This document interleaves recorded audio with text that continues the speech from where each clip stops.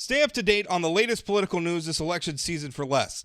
Visit inforum.news/port and get 3 months of unlimited access to our news network for only 99 cents a month. Subscribe now at inforum.news/port.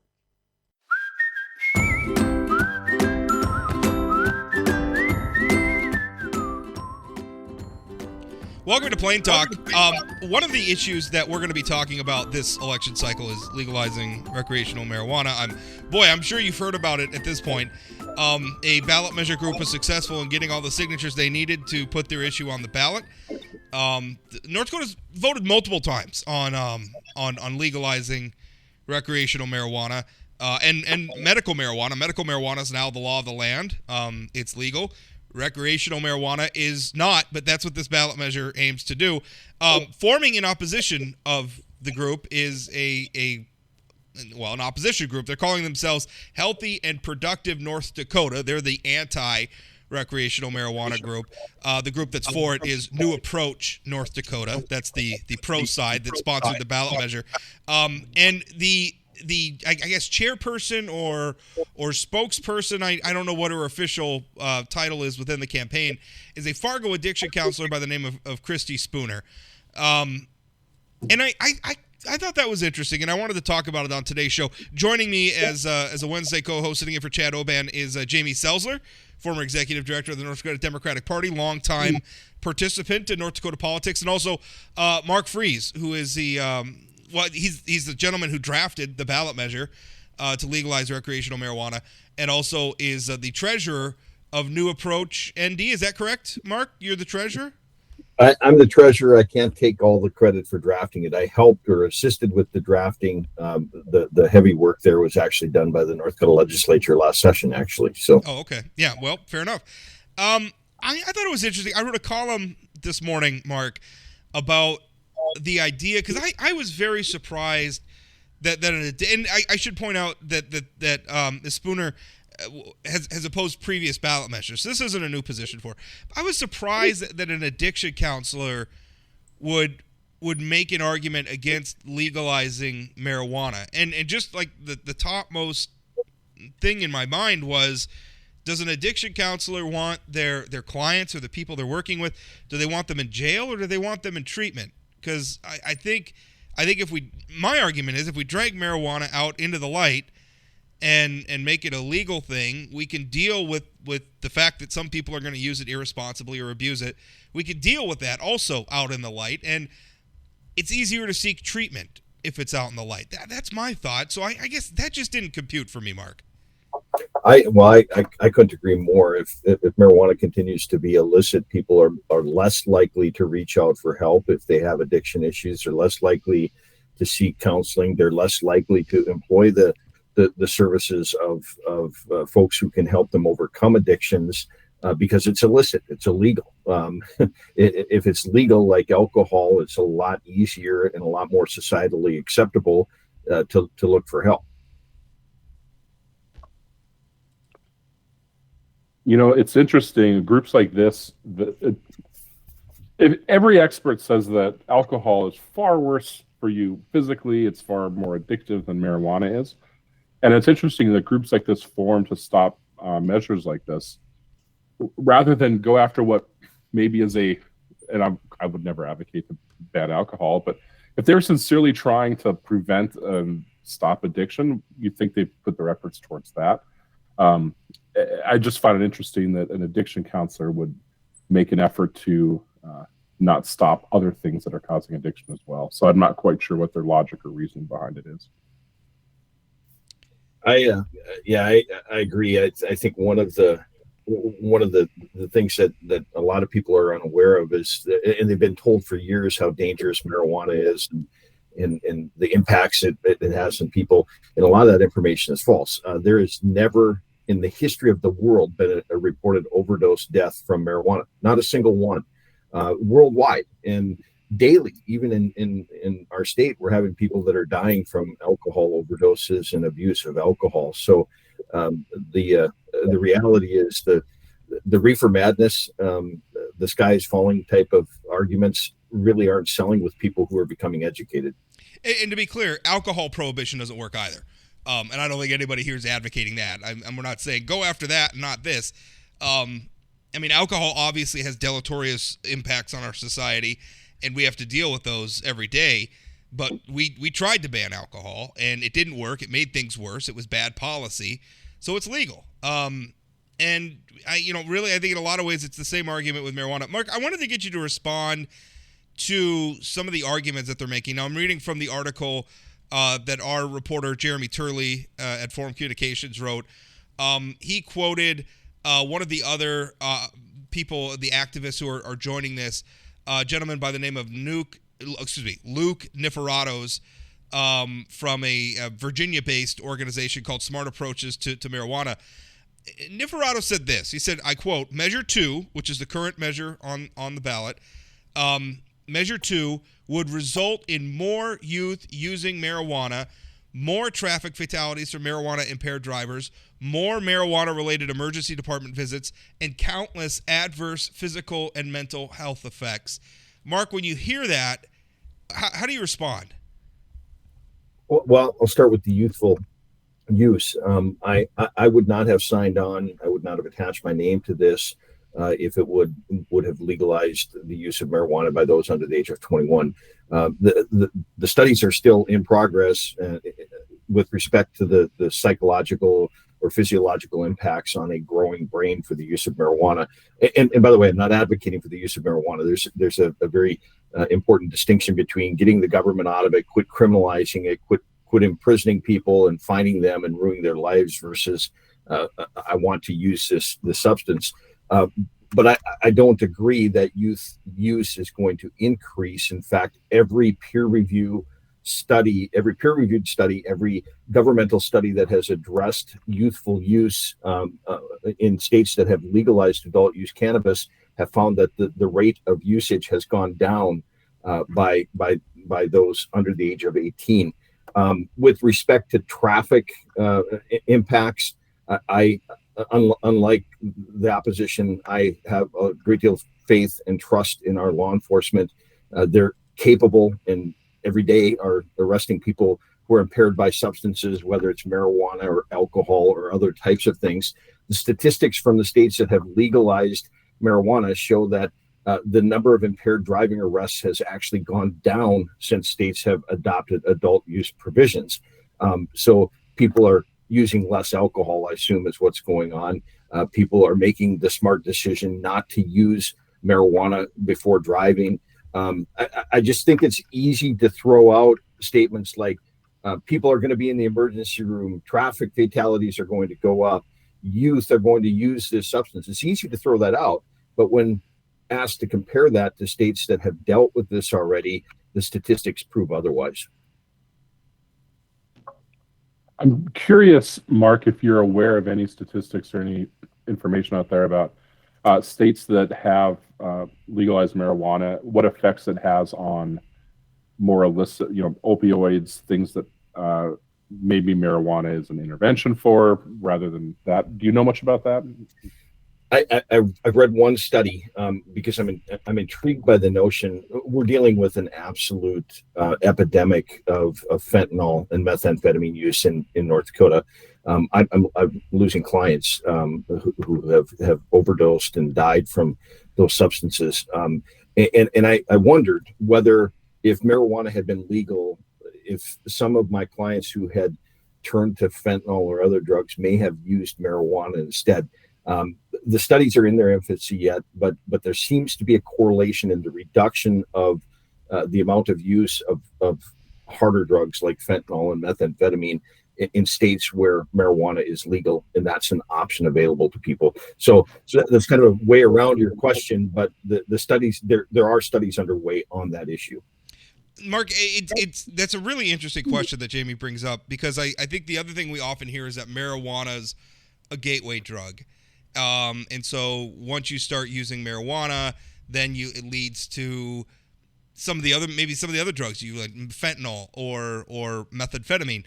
And to me, I'm trying to think, because I think there's sometimes we think of that like just a person seeking to get high, but there's a social component to that too. Marijuana is currently a black market, at least recreationally. You can't use it recreationally without it being a crime. So the problem is that if you're seeking out an illegal substance and you're using it covertly, you're going to be in the same milieu as a lot of people who are also dealing fentanyl, who are also dealing methamphetamine, who are also using coke or some of these other drugs. If we legalize marijuana, it's like we're moving this into legal commerce. So if you want to buy marijuana, you could deal with just an honest business person and not a meth dealer. So I think some of that gateway drug thing, it's like, well, maybe it's a gateway drug because of the status quo. Is there any sense? I mean, you work kind of in the. I mean, is there any sense to that? I've never heard it put so appropriately, right? Because that's exactly what's going on. Every study that has addressed this notion of gateway drug has debunked that notion. The reality is, somebody who uses marijuana is not going to hop on the bus and start using harder drugs. But you're absolutely right, Rob, from the perspective of this is happening behind the scenes, and folks that are dealing with drugs that are illicit are dealing with all sorts of drugs. Somebody who's making a living by selling drugs will sell whatever they can to whoever will buy it. So the net is cast much wider. So I think you make a very valid point by noting that. I have friends. I mean, I have friends who are doctors. I have friends who are lawyers. I have friends who are blue collar, white collar, who use marijuana. Right? They come back from a state where it's legal and they acknowledge that they've used it. I think they would use it more frequently and more openly if it were legal here. But the reality is, as you had outlined, we view it as a gateway drug, and we view it the way we do simply because it remains illegal. I want to share a quick story about this. There's someone who's super close to me in my life who suffered from chronic pain, which is a common thing. It happens. Who had doctors who started prescribing opioids, and eventually this person lost their life. They got addicted to opioids. It was not enough, and eventually it led to a fentanyl accidental overdose, and they died. And I am convinced that had marijuana been an option for this person, they certainly would have tried it, because I don't think anyone who uses opioids likes that they use them. I think they feel compelled to because of an addiction. And some may say this is an argument for marijuana being legal, not recreationally, but just for medicinal use. But the reality is that you almost have to do it for both in this case, because if it's legal for medicinal use here, recreational use elsewhere, it's going to drive a black market in North Dakota. So in some ways, I want to say that the door has been opened, and North Dakota can either continue to deal with an illegal drug trade for marijuana, or bring it onto the light and ensure that it's safe for people to use recreationally, and highly regulated. But I just think about how many people in our state and elsewhere would be alive today if this had happened 10 years ago or 20 years ago instead. Jamie, Not a question, just a thought. Yeah, no, Jamie, I think that's a great point, and I wish we could put our thumb on that. One of the folks who's involved with the campaign with me, and there's a variety of people that have joined this campaign for a variety of reasons, but one of them is a veteran who has witnessed firsthand, the effects that war plays on soldiers and their bodies and their minds, and has found therapeutic relief in marijuana with some of the people that he served with. But there are too many obstacles. There are roadblocks for veterans to get medicinal use marijuana. As long as the federal government continues to schedule marijuana as a controlled one substance, where they say it has a high propensity for abuse and no medicinal purposes, which is an outright lie, because we all know people who have positively been impacted by the use of marijuana, whether it's ALS or cancer treatments or PTSD. You can go down a list of folks, including your friend who had those ailments. But as long as the federal government continues to classify it as a Schedule I controlled substance, veterans are not going to be able to go to the VA to get a prescription. And unless states like North Dakota and the 19 other states that have legalized it for adults to use, they're not going to have the benefit that other people are able to have if they're not getting healthcare through the Veterans Administration system. So I agree with you, Jamie, for a variety of reasons, and that's just one example. Mark, I want you to address another criticism that the new group that's formed in opposition to this has mounted, and again, they're called Healthy and Productive North Dakota. And one thing that they're saying is that the measure lacks critical safeguards. This is a quote from one of the activists opposing the measure. They say, quote, Measure 2 leaves open the possibility for there to be unrestricted advertisements for marijuana, no warning labels or child-resistant packaging on products, no potency caps, and no ban on the industry targeting kids. So what's your response to that criticism? I wish they would have read the measure before they started spouting off. 19-24.2-31 in the measure. And by the way, the measure in whole is available on the organization's website, newapproachnd.org. It says not later than October 1, 2023, this will be at the Department of Human Services or the Department of Health, whoever the legislature designates, shall adopt rules necessary for implementation of the chapter, including transportation and storage, cannabis, adult use cannabis products, advertising, package, labeling, standards for testing facilities, consistent with the standards that have been announced under the medical marijuana program, inventory management, record keeping, accuracy, on and on and on and on. What this measure does is puts into the professionals' hands, right? Our state agencies that operate and oversee these things develop administrative rules all the time. And the legislature does this as well. They give the agency the ability to obtain public input, to visit with the entrepreneurs who are involved in the field, to visit with the businesses, to visit with law enforcement, to visit with all of the stakeholders, and develop and implement regulations to make sure that it's done safely. We contemplated that. We want the professionals to make those decisions. We want safe packaging. We expect that the government's going to do what we entrust the government to do, and that's to take charge and to address those issues. So they're completely wrong by nitpicking and saying we didn't spell out line by line how many times you can advertise, where you can advertise, what kind of packaging you can do. This measure puts it in the hands of the professionals who will be responsible for enforcing it. I'm curious, Mark. Obviously, you're the treasurer. You're involved on the money side, and I'm not asking you to disclose anything that's already disclosed about who's supporting it. But this sounds like, I think you were involved in it in the previous effort on this, and it sounds like some of the same folks and groups are behind the opposition. As you've done your studies and looked nationally, do we understand who's funding these national groups that are opposing this and kind of what their goals are? I don't know the answer to that. Jamie, you are right. I was involved in earlier campaigns. I opposed them. I visited with Rob frequently, actually. He was on the radio at that time, and I was a guest on his radio program and did some of these types of things as well. I was very opposed to previous efforts because of the way the previous efforts had drafted the measures. It was way too broad.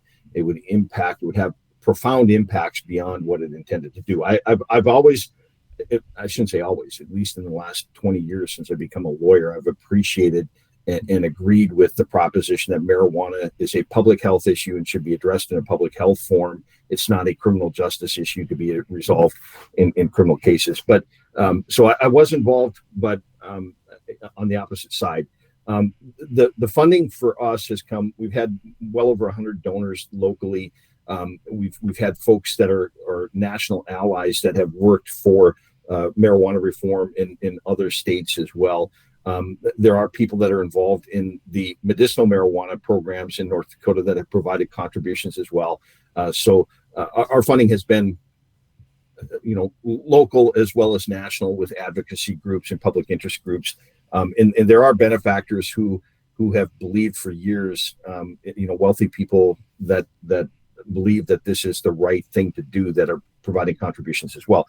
With respect to the opposition, I don't know where their funding is coming from. I think Rob really kind of piqued a lot of people's interest by his print column today, and I agree with him. He noted that folks that are in the industry, or they're in the business of providing services to those who are ordered by courts to go in and do evaluations, have a financial stake in the outcome. I think he's maybe onto something there. But I can't answer the question where their money is coming from. But I think it's a great question to ask them. I don't know that they filed any report. I mean, they just formed their group. I think there was a deadline. Maybe it's up now. I haven't looked. Maybe shame on me. But I believe the deadline was the 7th, where they had to have a pre-general report up. So maybe that's up online right now. I just haven't had a chance to look for it yet. You know, Mark, you referenced my column, and I did bring that up. And I always want to be careful about questioning people's motives around money. But it is reality. Like if I were busted for having a joint or something, or got caught smoking marijuana, I would probably appear before a judge at some point, and that judge would probably order me to undergo some sort of I don't know what you call it, like an appraisal. What is it? It's a chemical use assessment, analysis or assessment. That's it.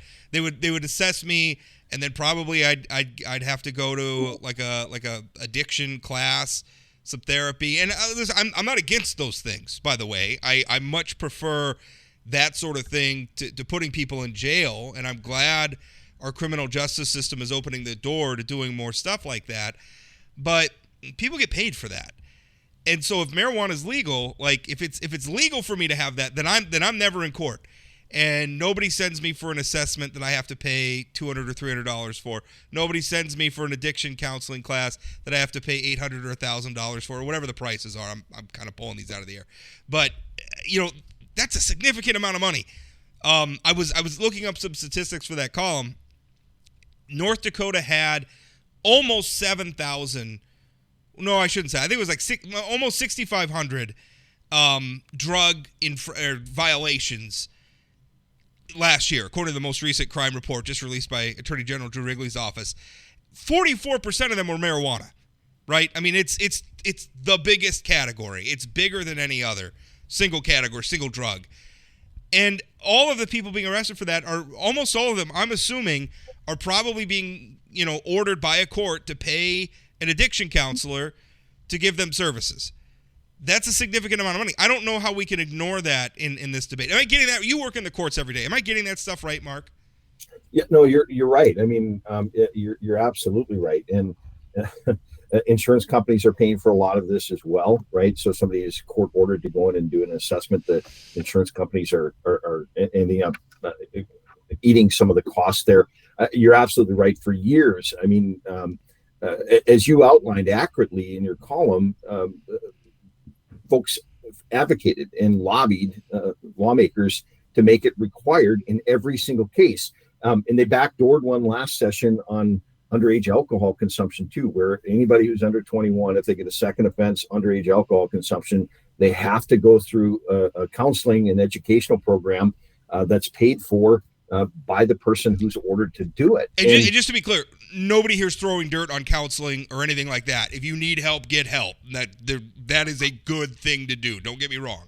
I don't think any profession sends more people to counseling than my own. And I do that with virtually every client that comes in to earmark or identify if they have an issue. But the studies have shown that if you over-treat people, it actually has adverse effects. So I don't think that a 19-year-old college kid who is consuming a beer automatically needs to be sent into a counseling or an educational program. They probably need to have, some penalty or some responsibility assessed to them because of it. But you're right. I think you've hit on an issue. And look, I mean, money is important here. Money is part of the equation and part of the discussion that we need to have. I will tell you candidly, I would make a lot more money in my own profession if marijuana stays illegal. I have made a good measure of money representing people who are accused of marijuana crimes. I've not joined this campaign for my own personal financial benefit. I've joined this campaign because it's good policy. I don't think that the same is true with respect to the opposition. Correspondingly, I will say that there are people that are involved in this campaign that if this becomes legitimate and they can do it in a legitimate fashion, stand to make a living or make income. Farmers, producers, people transporting, security, bankers, all sorts of people are going to have some financial benefit. But we also need to look at the cost too. I think one of the things that came up this week during one of the discussions I was having is our state crime laboratory and a backlog on rape kits. In marijuana cases, if you prosecute a marijuana case, they have to prove that the substance is marijuana. They send it to the state crime laboratory, and analysts have to do a test on it to make sure it is marijuana. That's necessary for prosecution. So tens of thousands of samples have been sent to the state crime laboratory over the last several years. That takes an enormous amount of money to process. It takes an enormous amount of personnel to handle. And wouldn't we be better off using those limited state resources to process things like rape kits and to hire people doing that versus testing marijuana? So money is part of the equation. I'm glad it comes up, but I think you're onto something, Rob. Is it true? I mean, like if I got caught and they're going to prosecute me in court, and we're going to trial or something, they have to do a test to make sure that the substance they caught me with is in fact marijuana. Like that has to go, and a chemist or a scientist has to sit down at a bench and do whatever test it is. I'm clearly not a scientist. Whatever the hell test they do, whatever black magic that they conduct that I ignored in my high school chemistry class, somebody has to do that, right? And when they're doing that, they're not doing rape kits. I think that's your point. That's exactly right. Yeah. So that's really frustrating. The other thing, in terms of money, like we talk about, our crime lab, and I'm going to have more stuff coming on the crime lab soon situation. It's an interesting debate, but one thing is I think the real problem there is staffing, right? I mean, I think we got to give our crime lab more resources, and also maybe they need to not be over flooded with marijuana cases. But the other thing is I think what we're ignoring, and this really frustrates me because when you get into the ballot box, you're going to see some language on the measure that I think is misleading. They're going to talk about expense of implementing the measure. What they're going to ignore is the potential for revenue here. North Dakota lawmakers will be able to, it's not an automatic thing, but they will be able to put like an excise tax, or what do you want to call it, a sin tax, or whatever you want to call it, on marijuana. That if we followed Montana's lead, right? The state of Montana legalized marijuana. I think they put a 20% tax on marijuana there. And the revenue is exceeding expectations. North Dakota, I just did some back of the envelope math. If we just did a 20% tax like Montana did, we could have a level of revenue that per biennium is rivaling what we get from the corporate income tax. That is a lot of money that we could spend on treating people. Like I'm very much in favor of, instead of putting, like if your crime is you're addicted to it and you're using an illicit drug, like if that's your crime, I would much rather you be in treatment than in jail. That's my feeling. I think that's the attitude we should have. And gosh, if marijuana sales are kicking off a couple of $100 million a biennium, and I don't know. A lot of that's going to depend on what the legislature decides to do. But I mean, if it's going to kick off serious revenue, that's a lot of money we could put into treating people instead of putting them in the criminal justice system. That's a lot of money we could give to addiction counselors. That's a lot of money we could give to the crime lab. That's a lot of money we could give to North Dakota's drug courts.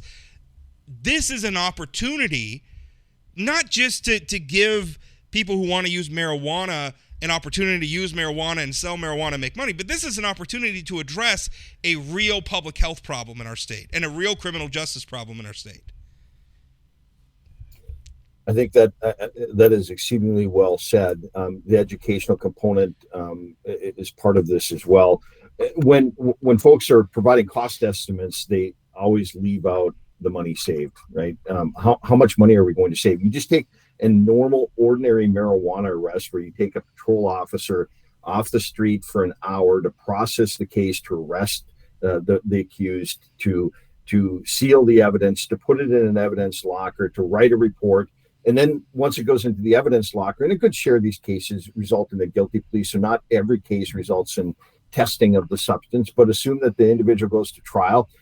You take another officer who has to drive that sample to the crime laboratory to drop it off to maintain chain of custody. You implement all of the testing protocols that you've identified. You get the report generated, and then the substance has to come back to the municipality or the jurisdiction where it was taken, because it's got to be introduced in into evidence at trial, the actual substance in addition to the report, and that has to be in a chain of custody that is kept track of. There's an enormous amount of time, energy, and money, and quite frankly, wasted research prosecuting these cases. Mark, I think we'll stop it there, Jamie, unless you had something else. No, I'm just going to say quickly, I moved back to North Dakota about a year ago, and I'd been in Washington State. I've lived in the middle of Seattle. I lived in eastern Washington, which I would call a lot like Bismarck, politically, culturally. And marijuana is legal there. And so it'll be interesting to see what this group does, if they do anything to try to frighten North Dakotans into, Mark brought up the reefer madness, into people thinking that this is going to cause chaos on the streets. I'm telling you, I've lived in a place. I'll say this: if it is legalized in North Dakota, I think it's highly unlikely I'll ever buy it. But I've lived in a place where I could have easily, and you wouldn't even know that it was legal. The only way I ever got any indication that marijuana was legal was if I was walking in Seattle. I would occasionally smell it if someone was outside smoking it. I suspect I would have smelled it whether it was legal or not. I've lived in a place where I would drive by these dispensaries multiple times on my way to or from work. If people really are concerned about this, study the other states where it's already legal, and you will find that there's negative with everything, but the positives that will come out of this are so much more significant in terms of the revenue which you're talking about, which is decreasing the number of people in prison, hopefully preventing other more illicit drugs being sold and used by people. And so it'll be interesting. I'm curious to see what this group does over the next few weeks. I assume Mark's group, you have money and plans for how you're going to get into people's mailboxes and on their TVs and in their radios over the next few weeks. So best of luck to you. No, I appreciate it. And I think it's worth noting too, Jamie, that North Dakota's, of all of the states that have done this, first off, the 19 states that have legalized adult use cannabis, not a single one of them has repealed it. That speaks volumes, right? And there's a number of years of experience with this legalization effort now in some of those states like Colorado and Washington that were the first ones to do it. But they haven't repealed them. And I think it's important to note too that this is a very carefully tailored North Dakota approach. There won't be use in public streets. There won't be use in public transportation. There won't be use at the job site. There won't be use in apartment buildings if the landlord doesn't want it used there. So I don't think you're going, much like your experience in a state where you could use it publicly. In North Dakota, it's private usage. It's not going to be done publicly at a concert or at an outdoor venue, those types of things. It's just not. So your experience, I think, is helpful for people to get a perspective. Yeah, if I'd written the measure, I would have allowed all that stuff. So it's even more conservative than I would have promoted. But I think it's kind of funny. None of the people on this call, I think, are all that interested in using marijuana. I've never used it. I'm not interested. I shouldn't say that. I think back in high school I may have tried it one time.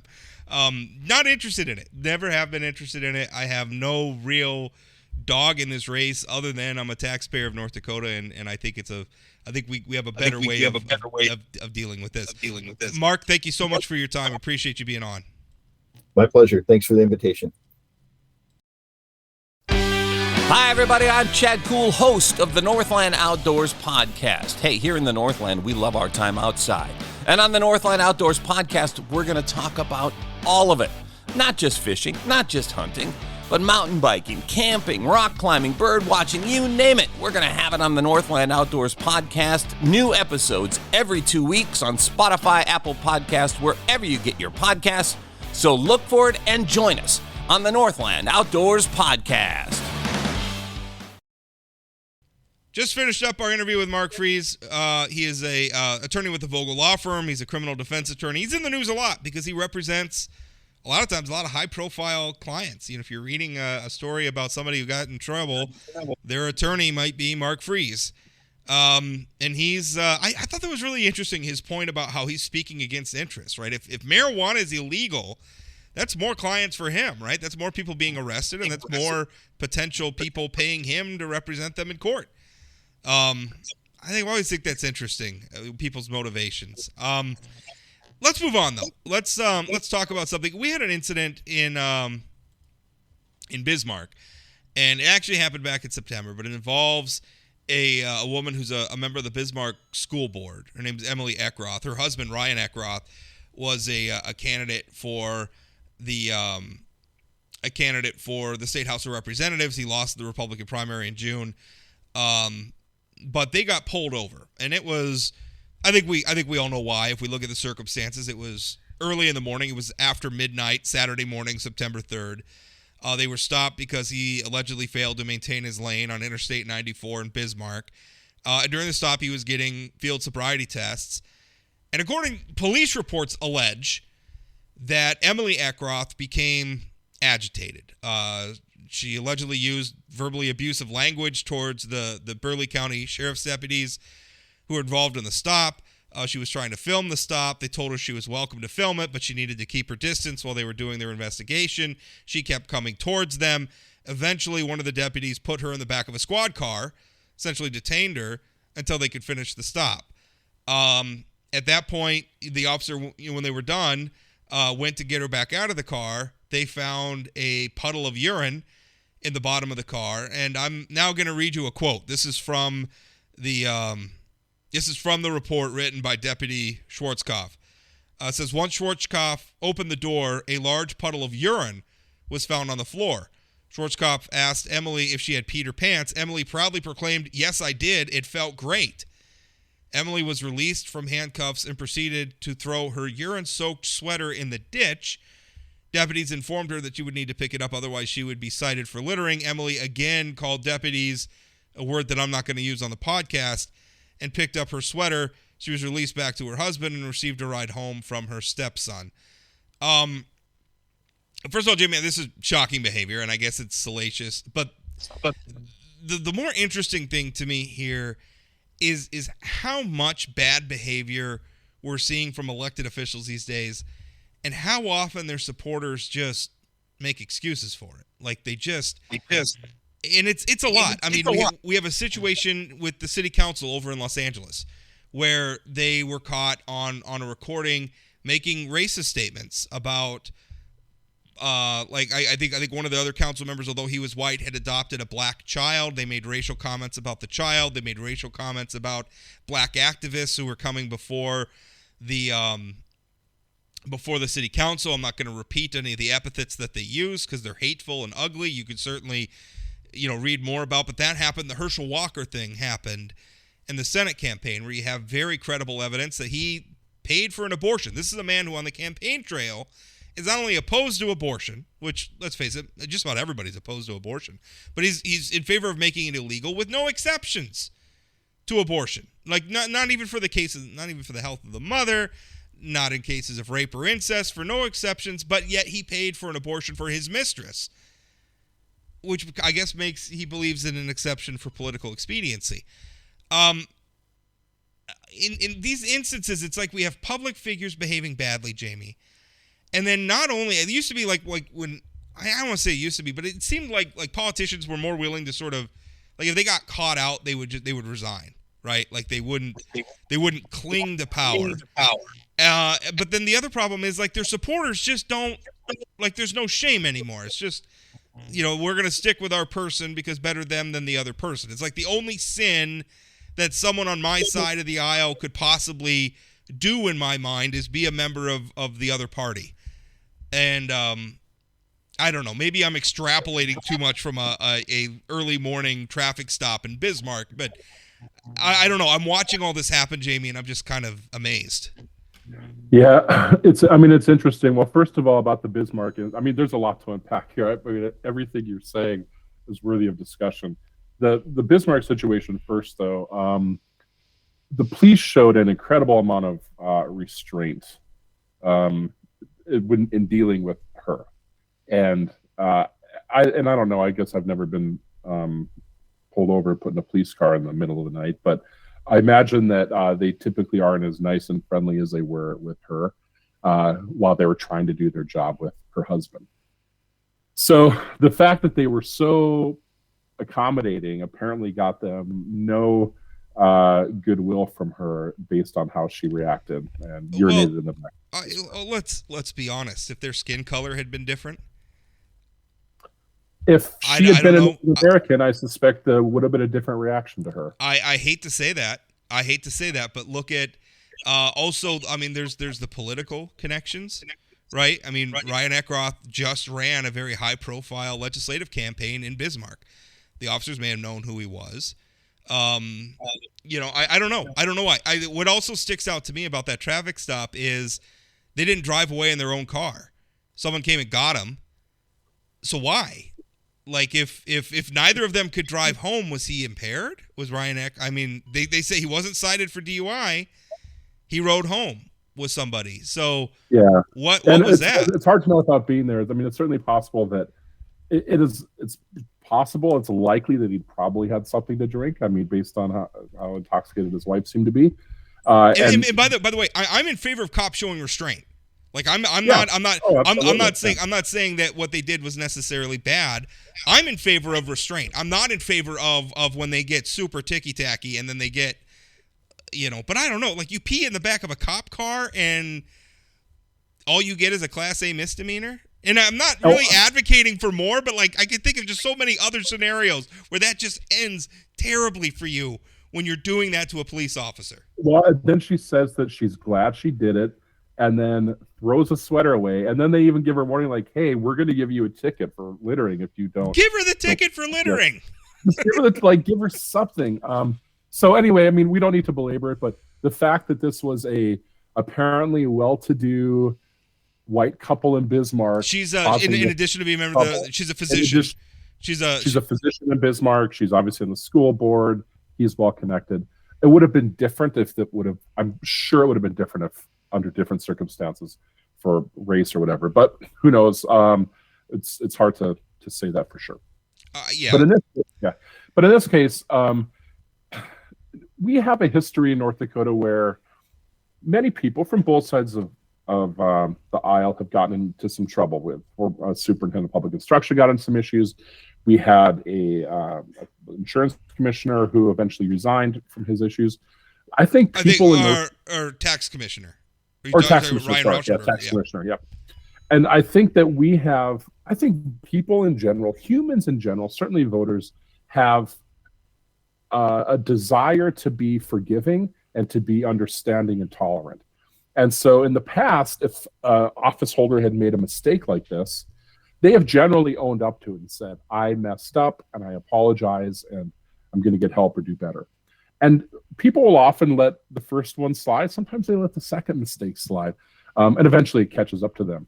This is the first example I can think of in North Dakota that seems to replicate this national trend, which is where an office holder is just saying, "I don't care.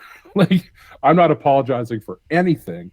And maybe that will eventually change with her, but that's to me the shocking thing about this. Also, I'm not in Bismarck, but if I have Dr. Walls in Grand Forks. If this was Dr. Walls who did this, I'd be looking for a different doctor. And so that adds to this as well, some additional concerns. And is there potential for a complaint with the regulating board for physicians? I don't know, but it's stunning. But it's just one more example of how national politics and our willingness to accept the unacceptable for political expediency has now infected North Dakota as well.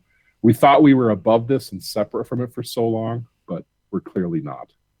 And the North Dakota nice thing, I liked, honestly, when I would hear, I mean, people, elected officials are human beings.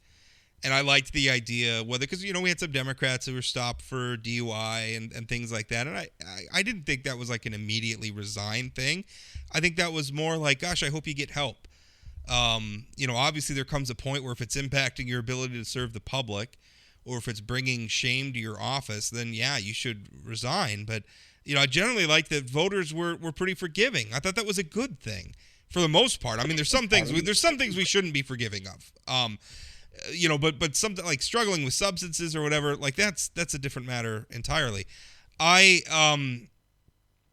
really shifting this nationally a little bit. I really struggle with something like with Herschel Walker. Now, in that instance, he didn't do anything illegal.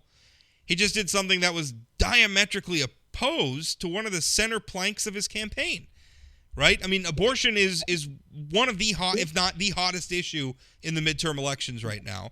He's running for a seat in the United States Senate. He's running to be somebody who confirms judges. He's running for somebody who could be voting on a national abortion ban at some point. He says he's against abortion. On the other hand, he literally paid for at least one abortion that we know of, maybe more. I don't know.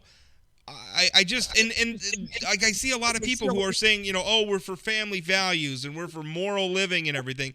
This guy's a serial adulterer. His own kid is calling him out for being, he's saying he wasn't at home with his children. He was out having sex with other women.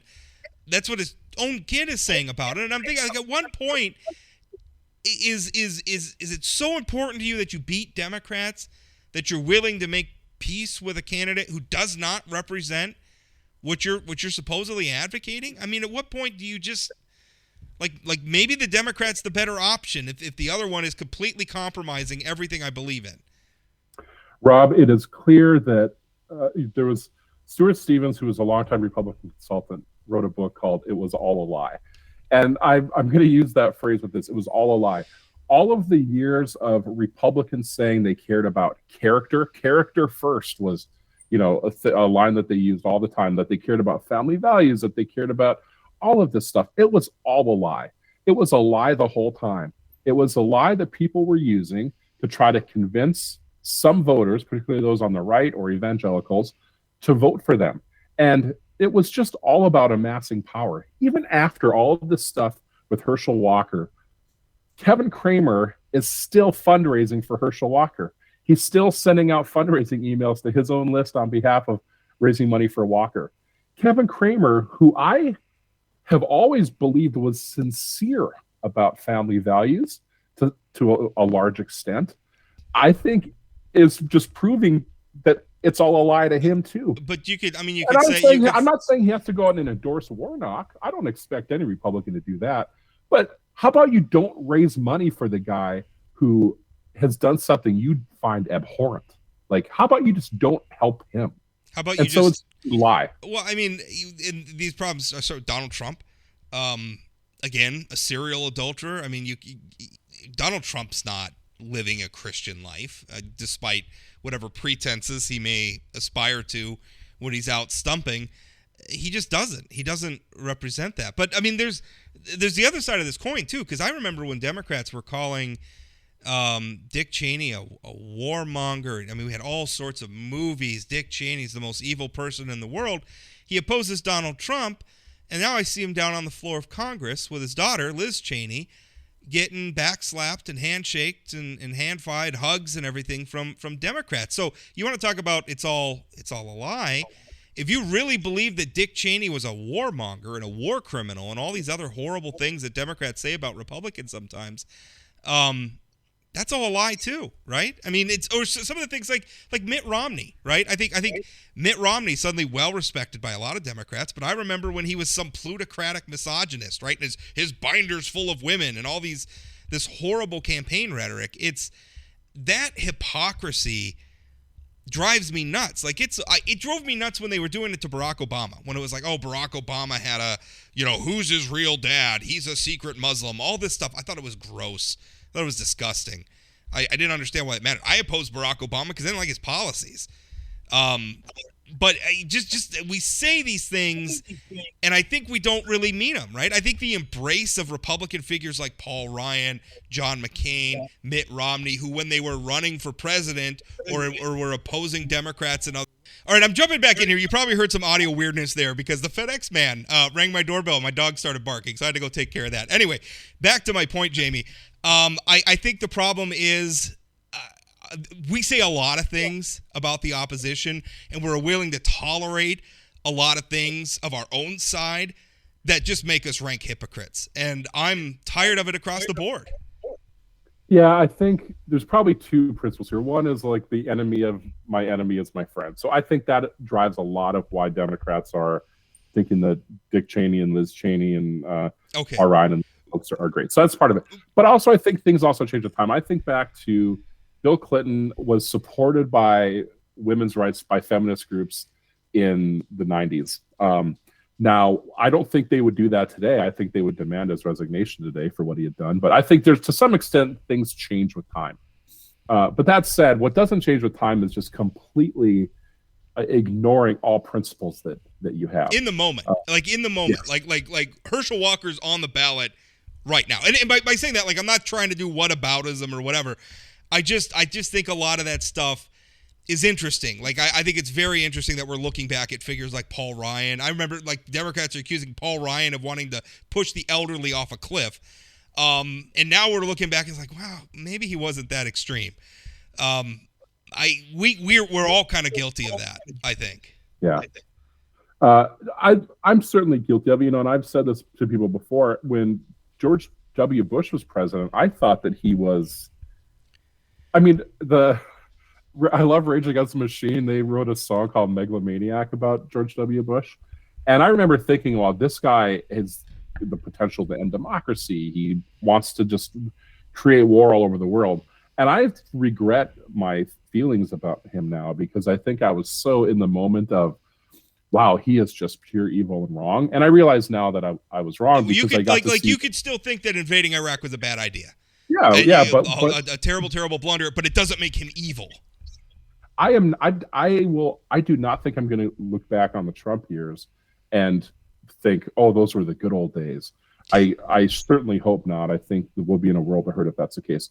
But you did bring him up, and sure. You and I probably agree on a lot of that. But I think what changed during the Trump years is, until him, there was an assumption, if you were a politician and you messed up, you better like beg for forgiveness or resign. Those were your only two options. And he really demonstrated through surviving the Access Hollywood incident, I think was probably the first big one that he survived. He was able to demonstrate that, hey, there's actually a third way, which is you just lie. And you either say it never happened, or you try to minimize it, or you say that everyone does that. So the fact I did, it's not a big deal. And I think a lot of other politicians have learned from that you actually can survive some of this stuff. And we'll find out in Georgia if that's the case. I mean, if Herschel Walker wins in Georgia, forgetting all this, even he has acknowledged that he is not that smart of a guy. And I don't know what he's going to be like as a senator for the people of Georgia or this country. But if he survives this, it's going to open up the floodgates to every other politician saying, wow, I can do or say anything, and my base is going to support me literally no matter what. And it's not just, I mean, it used to be, and this is where I'm going to go on a polemic about populism, but it used to be back in the good old days when political parties had power, when people who are leaders within the legislative body, so I'm thinking like Speaker of the House, Minority Leader, who had authority over their caucuses, back when they actually had power, they could enforce order on stuff like this. So if somebody became an embarrassment for the party, the party could push back and say, punish them in some way. In this era where candidates can connect directly to the constituency, so they don't need the political party to raise money for them. They don't care if the Speaker of the House or the minority strips them of committee assignments, right? Marjorie Taylor Greene isn't on any committees in the House of Representatives. She has been stripped of her committees, and she doesn't care. And I would argue her voters don't care, or at least enough constituents for her to stay in office don't care. And I think that kind of speaks to the point that you're talking about, where we're coming up on where there's no consequences anymore. Like, you could just be a rank, terrible hypocrite, and there's no consequences. Even if you get caught not in some October surprise from the other side or whatever, you just get caught compromising your own statements, your own set of beliefs, your own campaign platform, whatever it is. You get caught just owning yourself, and it doesn't matter. Because the only thing you can do wrong in the eyes of some now is just being a member of the opposition. That's it. Yeah. Well, Marjorie Taylor Greene's a great example. Yes, she's been stripped of all that stuff, yet she still on a regular basis appears with Kevin McCarthy, the likely next Speaker of the House, that he has fully embraced her. Matt Gaetz is another example. I mean, he's under investigation for human trafficking. Lauren Boebert's another example. I mean, we could go down the list. The Republican Party, I think in the long run, I think this does not work. I think eventually most people are reasonable and don't want to see this in their politics. I think in the long run, this is going to just destroy the Republican Party. I'm surprised it hasn't already. Well, no, I shouldn't say that. The Republican Party has been destroyed. It is a shell of its former self. It's now a cult of personality.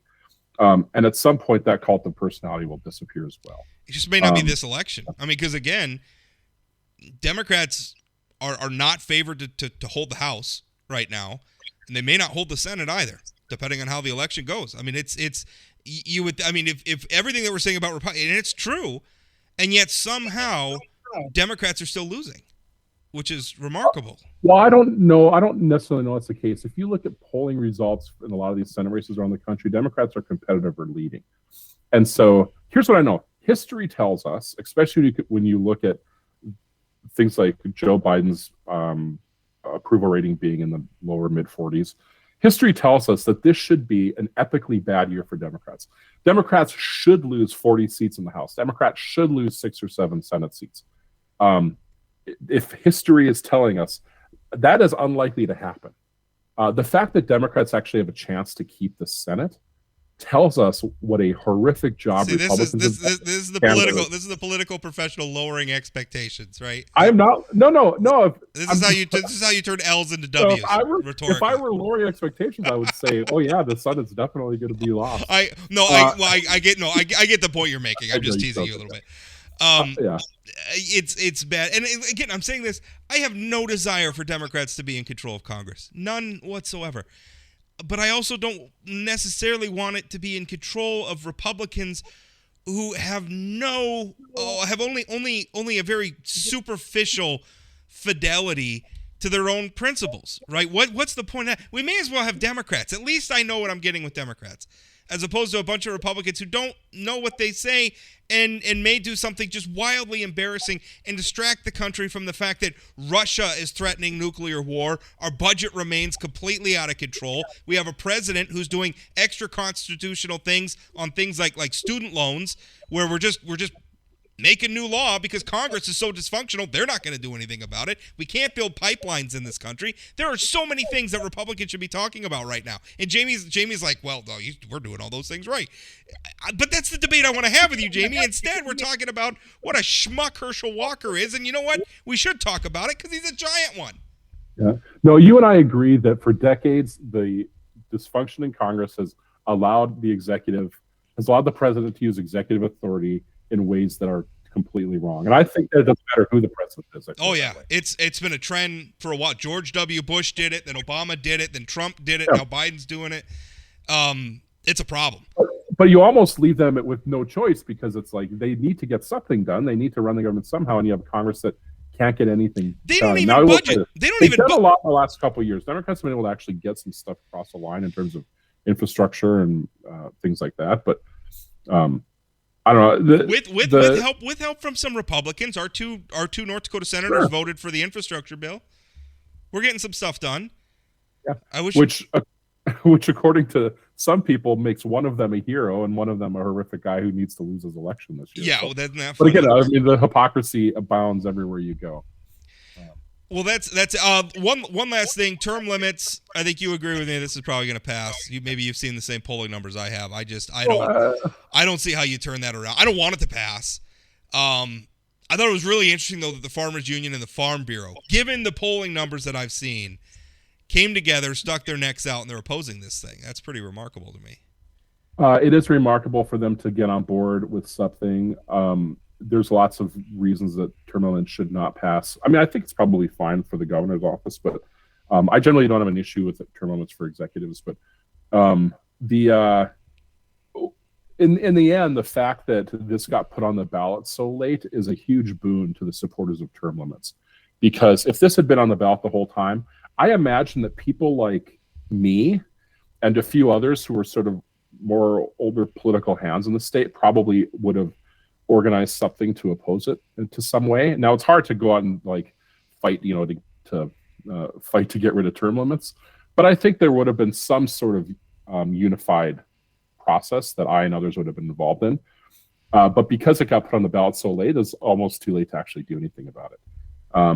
I don't know that it's going to pass for sure. I think North Dakotans like to vote no on ballot measures. And so I won't be surprised if it passes, but I don't think it's a foregone conclusion.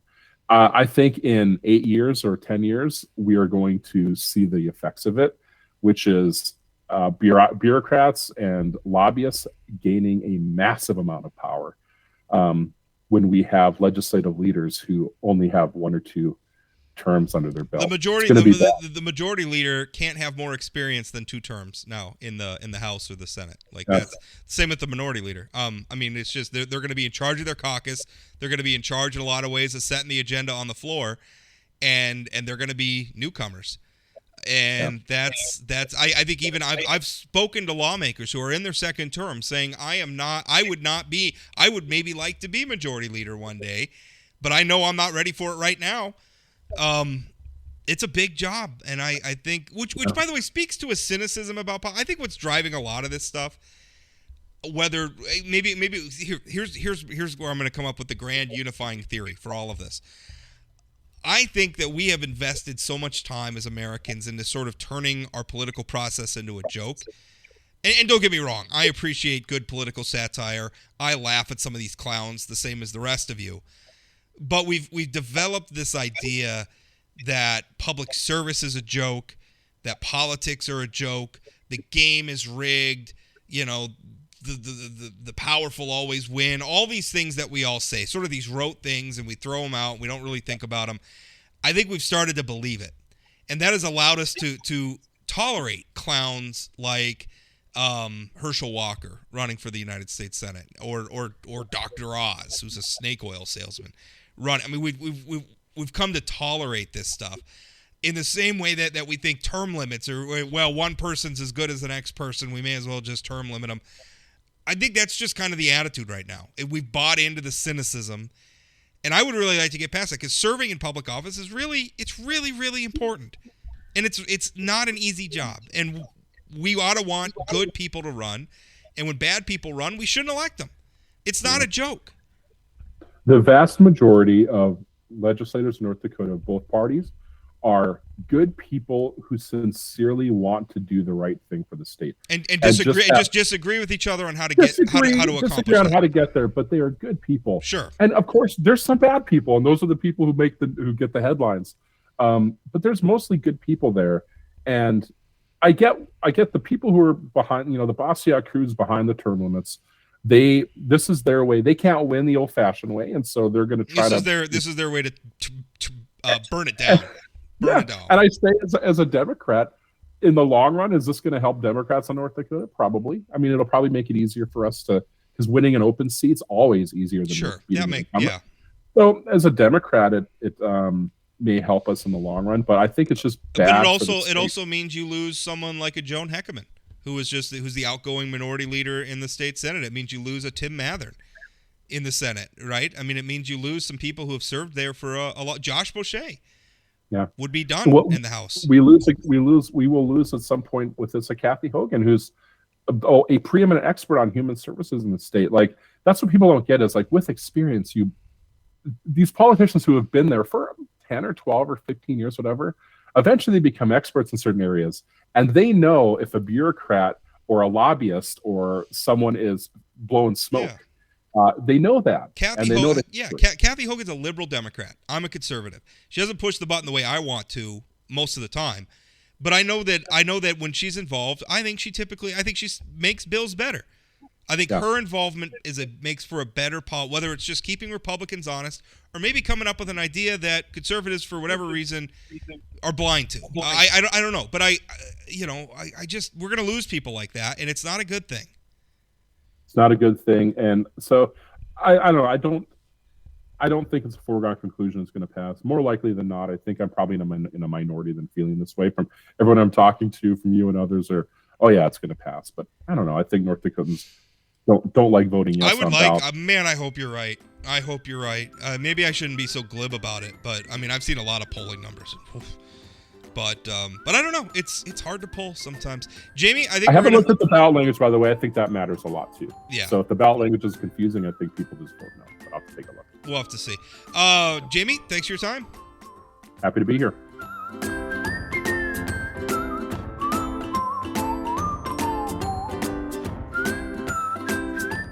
Did you know Forum Communications Company has a robust podcast library? At inforum.com/podcasts, we have everything from politics, sports, true crime, outdoor adventure, and more. Visit inforum.com/podcasts and explore them all today.